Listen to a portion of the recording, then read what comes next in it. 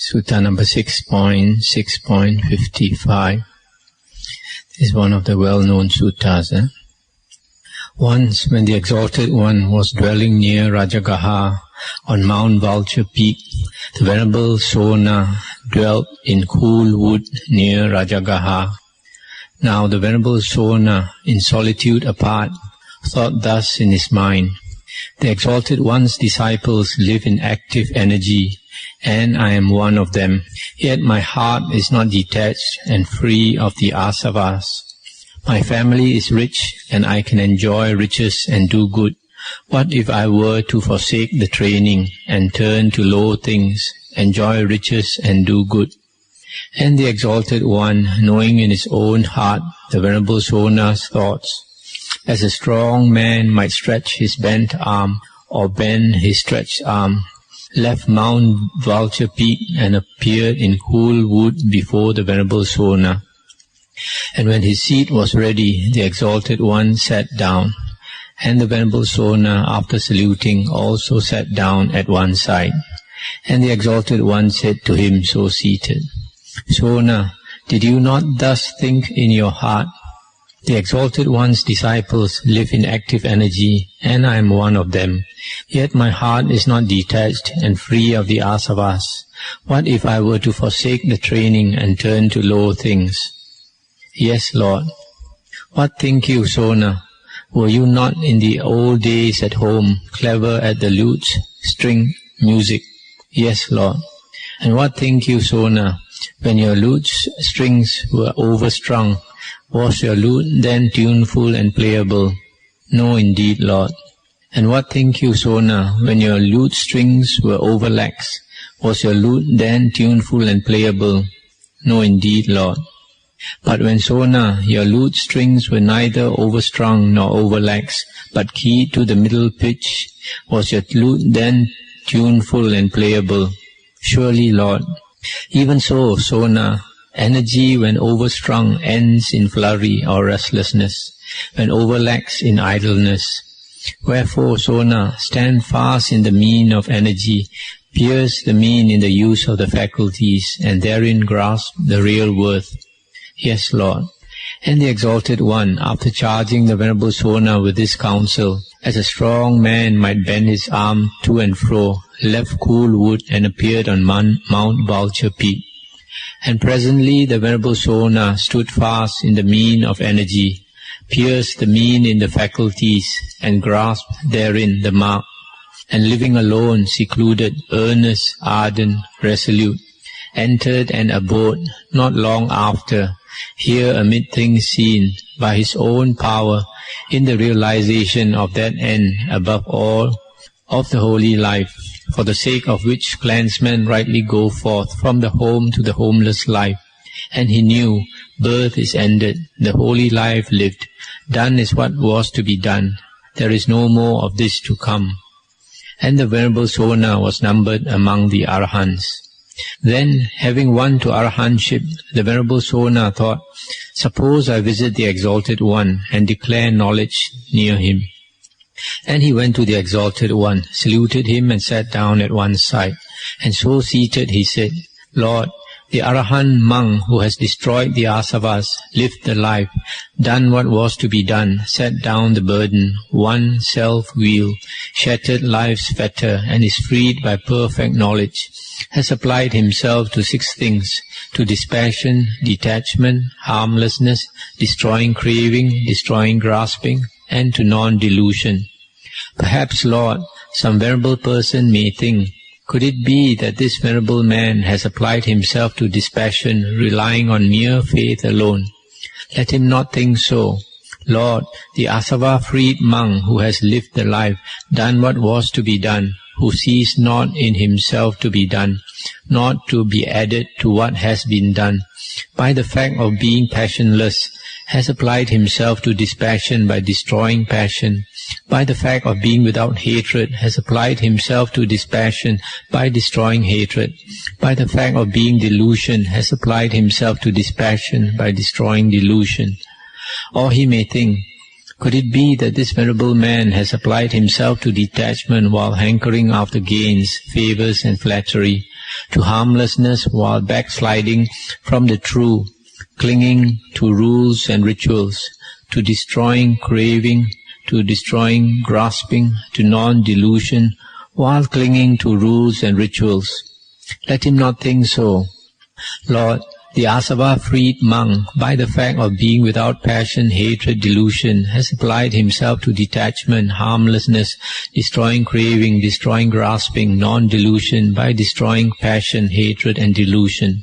Lord, if objects cognizable by the eye come very strongly into the range of vision of a monk, wholly freed in mind, they obsess not his mind, and his mind is untroubled, firm, having won to composure, and he marks their set.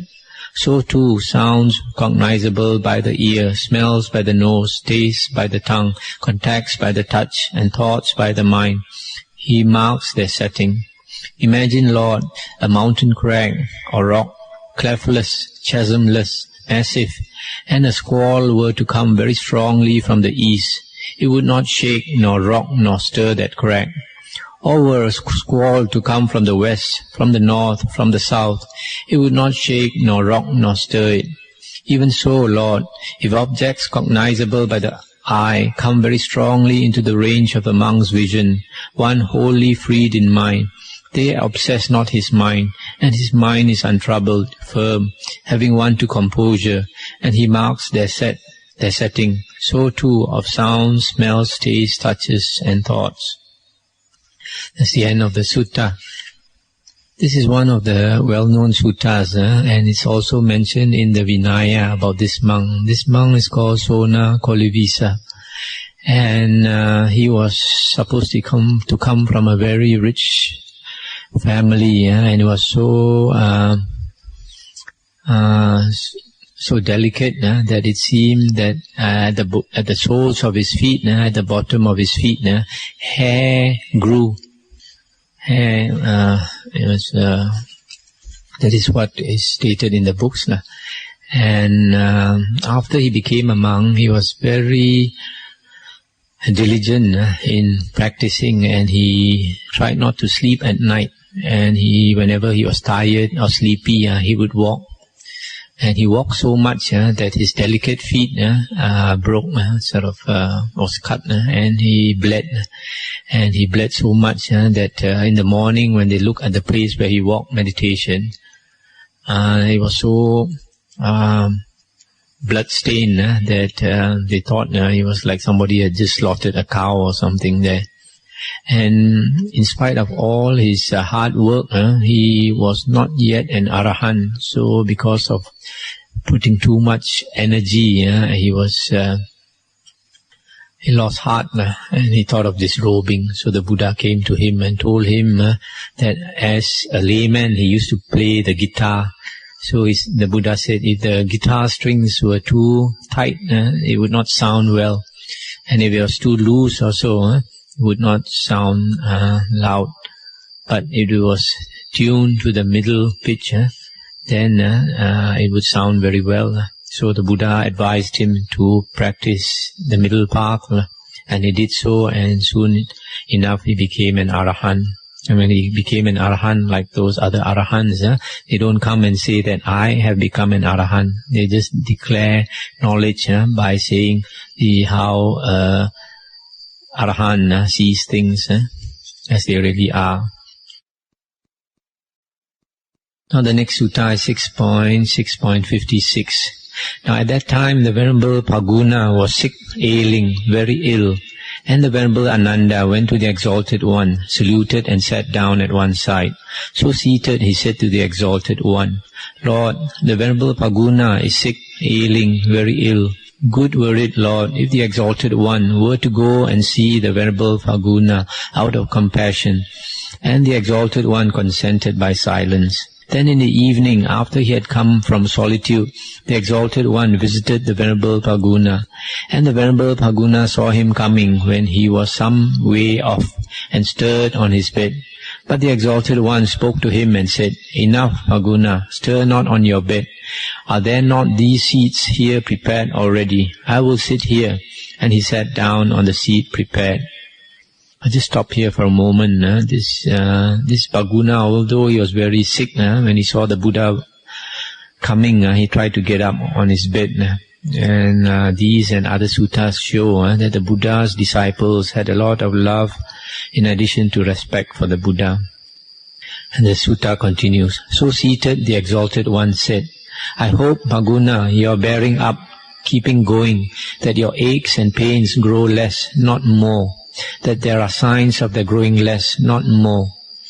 Lord, I can neither bear up nor keep going. My aches and pains grow grievously more, not less, and there are signs of their growing more, not less. Lord, the violent ache that racks my head is just as though some lusty fellow chopped at it with a sharp-edged sword.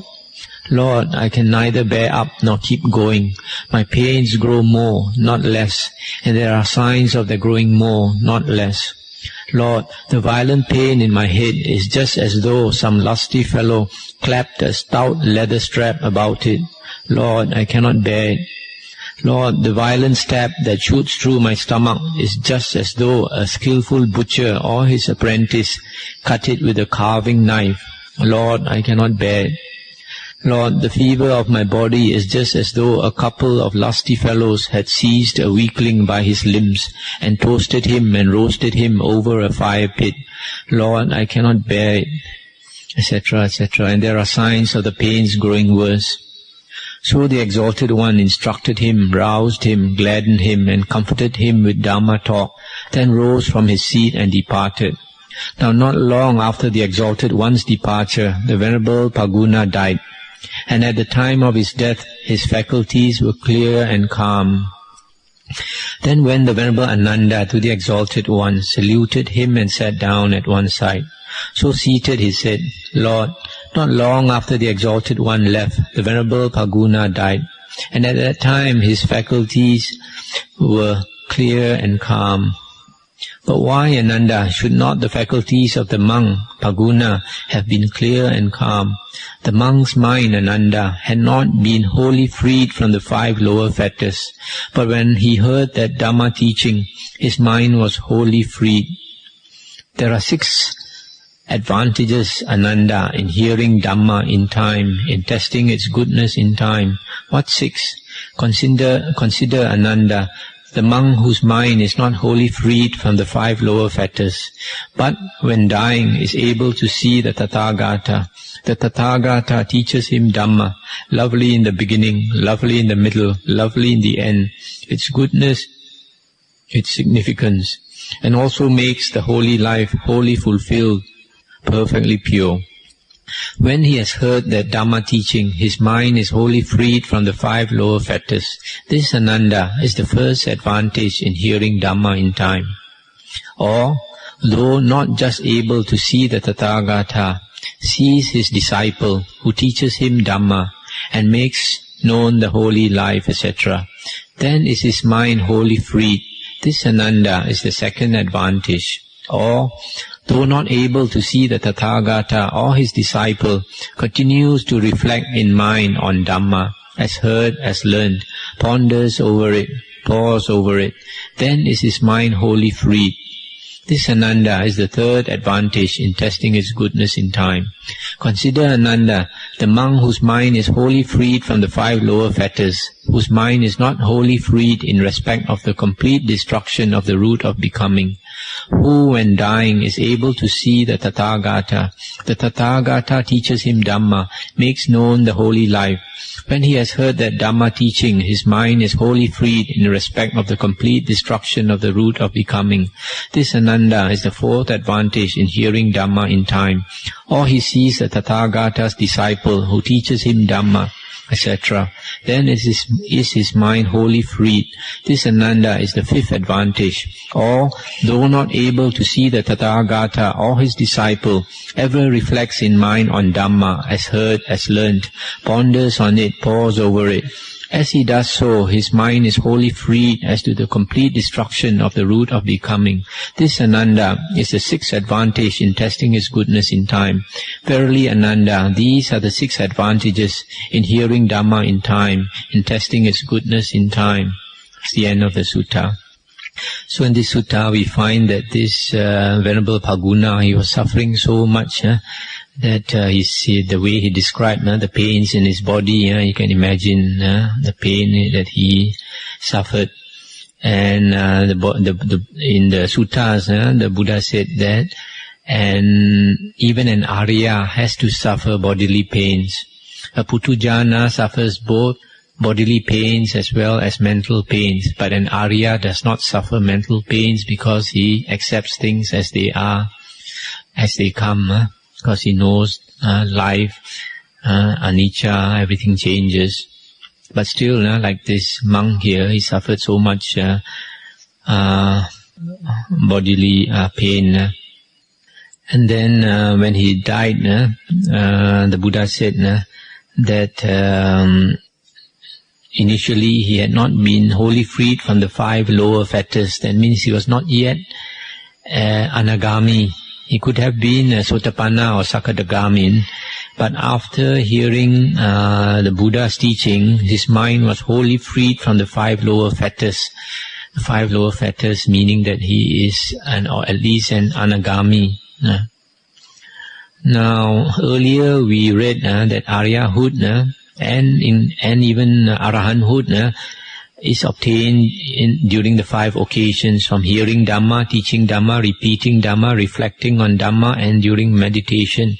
And this sutta again confirms that Aryahood or Arahanthood can be obtained from listening to Dhamma.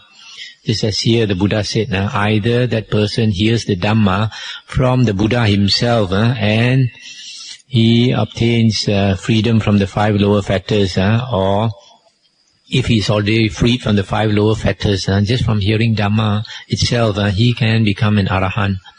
Or if he is not able to hear it from the Buddha himself, then he hears it from a disciple of the Buddha, meaning he hears it from another monk. Or even if he does not hear it from another monk, then he reflects on Dhamma, the discourses of the Buddha that he has heard. When he reflects on it, it is possible that the 5 lower fetters can be destroyed. Or if they are already destroyed, then he can even attain Arahanthood by reflecting on Dhamma. And the other one is listening to Dhamma. So this is one of the suttas that again confirms that by listening to sutta or reflecting on Dhamma, then a person can attain Aryahood or Arahanthood. The next sutta, 6.57. Once when the Exalted One was dwelling on Mount Vulture Peak near Rajagaha, the Venerable Ananda approached him, saluted and sat down at one side. So seated, he said to the Exalted One, Lord, 6 breeds have been declared by Purana Kassapa, the black, the blue, the red, the yellow, the white, and the purest white. Lord, here is the black breed declared by him. Mutton butchers, pork butchers, fowlers, hunters, thugs, fishermen, robbers, cutthroats, jailers, and all others who follow a bloody trade. Here is the blue breed, monks who live as though with a thorn in the side, and all others who profess the deed and doing.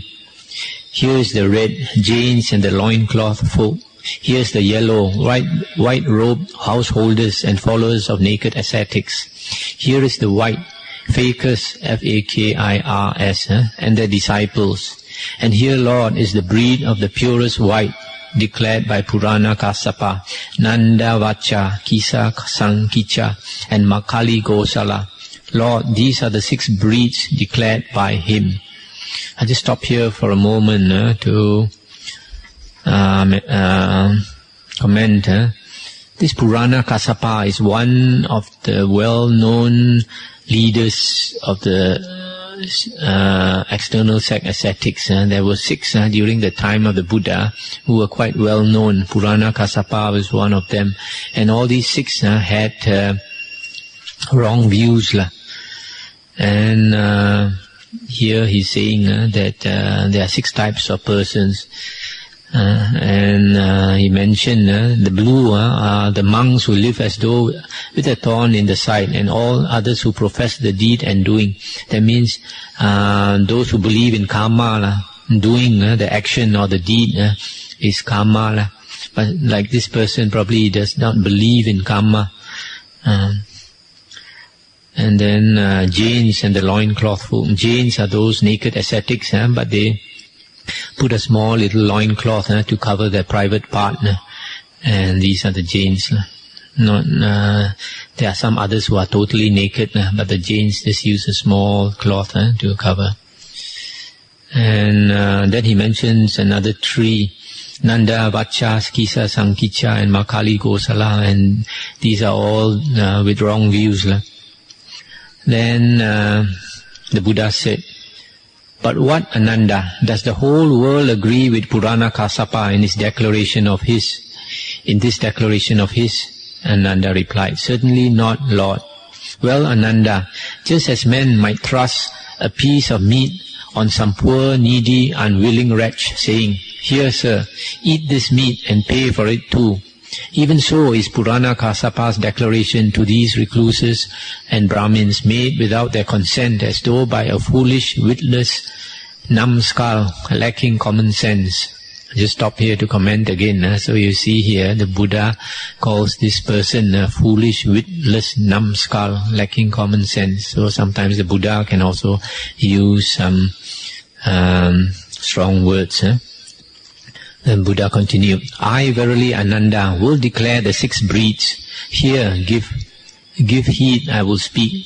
Yes, Lord, rejoined the Venerable Ananda. And the Exalted One said, and what, Ananda, are the 6 breeds? There are some of black breed, Ananda, who breed black Dhamma. Some of black breed who breed white Dhamma. Some of black breed who breed Nibbana, neither black nor white. There are some of white breed who breed white Dhamma, some of white breed who breed black Dhamma, and some of white breed who breed Nibbana, neither black nor white. And how Ananda breeds the black breed, black Dhamma. Consider, Ananda, one reborn in a low caste clan, pariah, hunter, weaver, wheelwright, sweeper, in a poor family where food and drink are scarce, life is hard, clothing and livelihood hard to come by. He is ugly, ill-featured, misshapen, and much afflicted, being blind, or deformed in hand, or lame, or crippled, and is no recipient of food, drink, clothes, carriages, flowers, scents, ointments, bed, lodging, or lighting. And suppose he wayfares in the wrong way in deed, thought, and word. On the breaking up of the body after death, he arises in the wayward way, the ill way, the abyss, hell. Thus, Ananda, some of the black breed black Dhamma. And how Ananda breeds the black breed white Dhamma. Consider again one born in a low caste clan, etc. That means pariah, hunter, weaver, wheelwright, sweeper in a poor family where food and drink are scarce, life is hard, etc. Who walks in the right way in deed, word and thought. On the breaking up of the body after death, he arises in the good way, the heaven world. Thus, Ananda, some of the black breed white Dhamma. And how Ananda breeds the black breed Nibbana, neither black nor white. Consider again one born in a low caste family, pariah, hunter, weaver, wheelwright, sweeper, etc., ugly, ill-featured, misshapen, one who has his hair and beard shaved, dons the yellow robe, and goes forth from the home to the homeless life. Thus gone forth, he rids himself of the 5 hindrances, which weakens the mental defilements by insight, becomes firmly fixed in the 4 intense states of mindfulness, makes become the 7 factors of enlightenment as they are, and breeds Nibbana, neither black nor white. Thus, Ananda, some of the black breed Nibbana, neither black nor white. And how Ananda breeds the white breed black Dhamma. Consider one born in a high caste clan, noble or Brahmin or householder, owning stately homes, riches, wealth, domains, with gold and silver in plenty, means and service in plenty, corn and grain in plenty, is well formed, sightly, pleasing, blessed with a lily-like loveliness, is a recipient of food, drink, clothes, carriages, flowers, scents, ointments, bed, lodging and lighting. And suppose he walk in the right way in deed, word and thought. On the breaking up of the body after death, he arises. And suppose he walk in the wrong way in deed, word and thought. On the breaking up of the body after death, he arises in hell. Thus Ananda, some of the white breed black Dhamma. And how Ananda breeds the white breed white Dhamma. Consider again one so born in a high caste clan, noble, Brahmin, householder, etc., rich, and who walks in the right way, and after death he arises in heaven. Thus Ananda, some of the white breed white Dhamma. And how Ananda breeds the white breed Nibbana, neither black nor white. Consider one so born, a noble, Brahmin or householder, etc. He goes forth and rids himself of the 5 hindrances, etc. And he breeds Nibbana, neither black nor white. Thus Ananda, some of the white breed Nibbana, neither black nor white. Verily Ananda, these are the 6 breeds. That's the end of the sutta. So here the Buddha is talking about the 6 types of persons. One who comes from the black breed, that means a very low background, born in a low caste clan, as well as being very poor. He is also ugly looking, etc.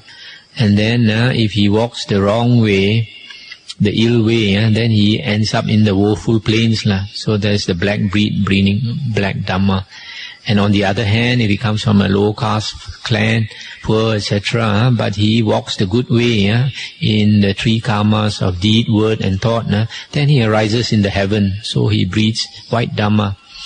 Then the third one is he's of a low caste clan, but eventually he goes forth as a monk and cultivates and attains arahanthood. So he breeds Nibbana. Similarly for the white breed. And this sutta is a little similar to another sutta we saw earlier, Anguttara Nikaya 4.85, where the Buddha talked about 4 persons found in the world. One who is in darkness and bound for darkness. One who is in darkness bound for light. One who is in light and bound for darkness. One who is in light and bound for light. So it's a bit similar to that sutta.